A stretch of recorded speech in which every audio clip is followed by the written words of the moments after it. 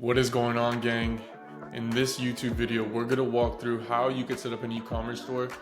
A couple of years ago, I set up my own Shopify store right after college, and I was able to generate over $10,000 in revenue. Although it isn't a huge amount, right? I'm sure you've seen YouTube videos that say they've generated hundreds of thousands up to $1 million in revenue. Although it's not that high, I still have some practical knowledge that I want to share with you guys, and hopefully it could get you running if you ever wanted to start your own store. So there's definitely a couple of things you want to keep in mind when starting your store. The first most basic thing is having your own domain name.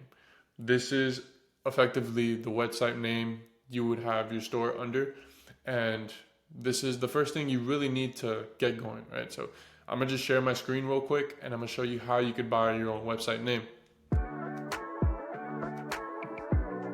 The way you could buy your domain name is typically two ways. You could go on GoDaddy, which is what most people do, or you could also use Google Domains, which is the one that I personally use.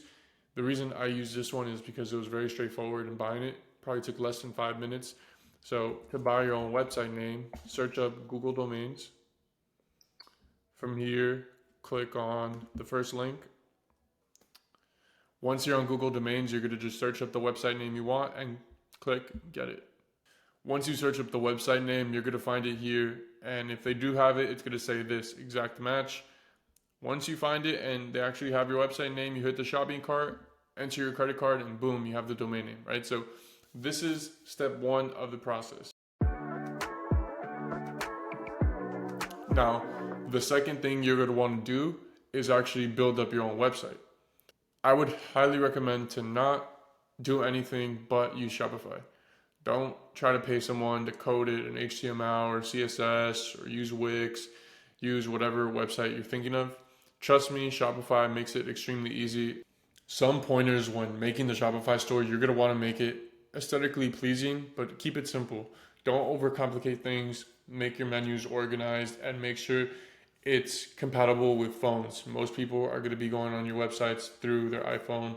So you want to make sure when you're creating those views that it looks nice on a phone, right? Ideally, most of your traffic is going to come through there. Once you have your Shopify website created, you're going to want to connect your domain name to it. Rather than go through the whole process of it, there's a ton of different websites that have this posted on how to do this. It's very easy. And I've also posted it on an article I wrote a couple of weeks ago. So I'll just post a link on the bottom of the YouTube video so you guys could read through it.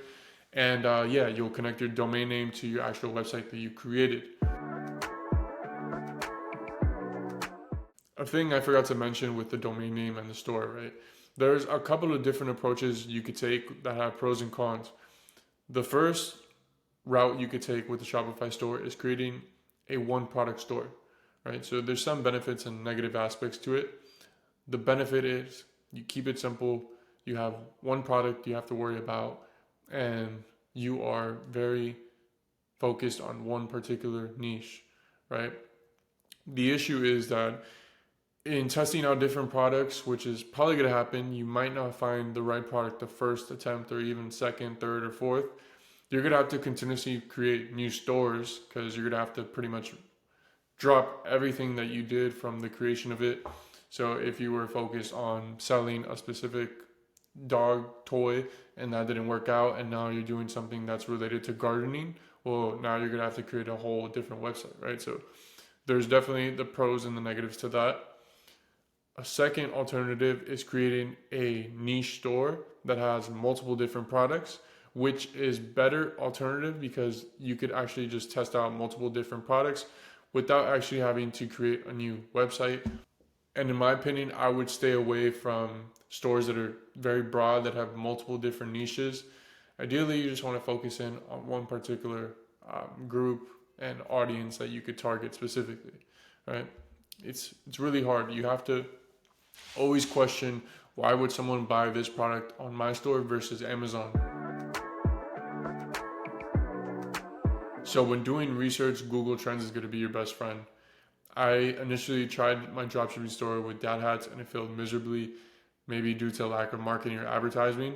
But once I used Google Trends, I started searching different products and seeing if they had specific demands in seasons. So I was really looking for those seasonal products. And I was looking for the demographics, what age group, what region are they in. So for the example of my dropshipping store, I was mainly focused on bucket hats. So what I did was on Google Trends, I searched bucket hats, and for here for the demographics, I put worldwide.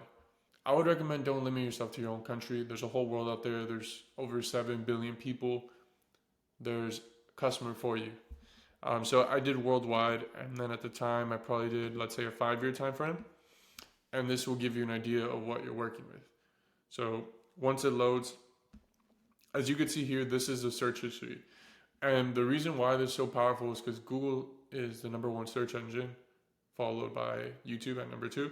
So this gives you a pretty good understanding of what people are searching, what they're trying to buy, right? And you can see here that the searches have peaks in seasons. And specifically, if you scroll down, it will tell you the countries, right? So if we click on Australia, you could see here that in roughly November, December, which is summertime over there, this trends heavy. So I capitalized on this trend, the product, and it really did well. A next important thing is, how do you buy your product? At the time when I made my website, I used AliExpress. From what I see on videos and read on articles lately, it seems like it's still a good website if you're still trying to dropship. And one of the things I would mention is that it's important to know what supplier you're buying from. So typically when I searched a product, I would go by most orders and then go from there and look at the ratings and really gauge what I was going to sell based off that. Don't just buy the first thing you see here. Really base it upon the orders. So for example, just to keep on with the same thing, if I go here, bucket hats,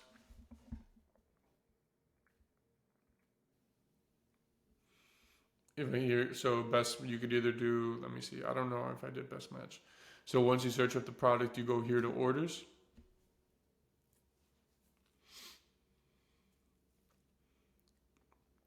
And then boom.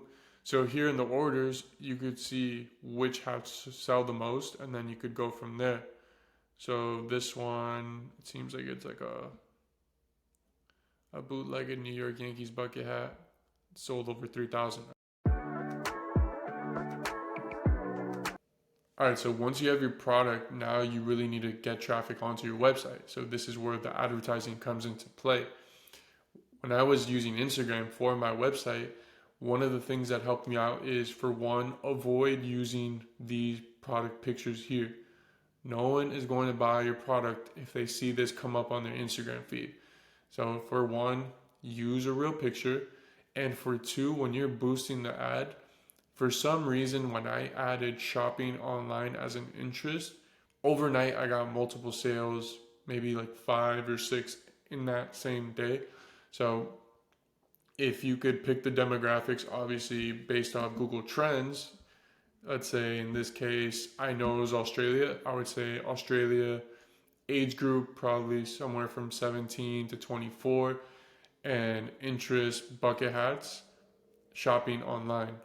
When I did that, that was a really good mixture. I would get a significant amount of traffic on my website per day, and it was really working out.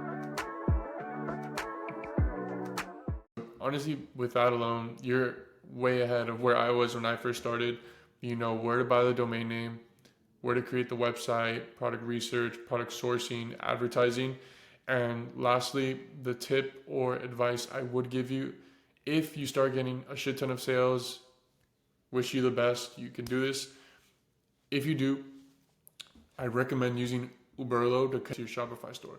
And the reason being is that if you connect it to your Shopify store, you don't have to manually buy orders on AliExpress. So if let's say one person, Bob in Maryland, buys a bucket hat from your store, what you would have to manually do is go on AliExpress, buy the specific hat he wants, enter his address, all his information, and then send it out to him. But what happens if there's 30 orders in a day? You don't want to do this manually throughout the day. It's annoying. So with Uberlo, you could connect it to your Shopify store and you could link those products. So if, let's say, one person, Bob in Maryland, buys a bucket hat from your store, what you would have to manually do is go on AliExpress, buy the specific hat he wants, enter his address, all his information, and then send it out to him. But what happens if there's 30 orders in a day? You don't want to do this manually throughout the day. It's annoying. So with Bob in Maryland buys the bootlegged New York bucket hat from your store, you could just say fulfill order and it will enter all his information AliExpress automatically and send it directly to him. So this was super clutch when I was getting a good amount of sales per day because it was way less manual work. So that's my last gem of the video. If you guys like the content, please support your boy, like the video, subscribe, tell your friends I'm making this content, and have a great day, guys. Peace.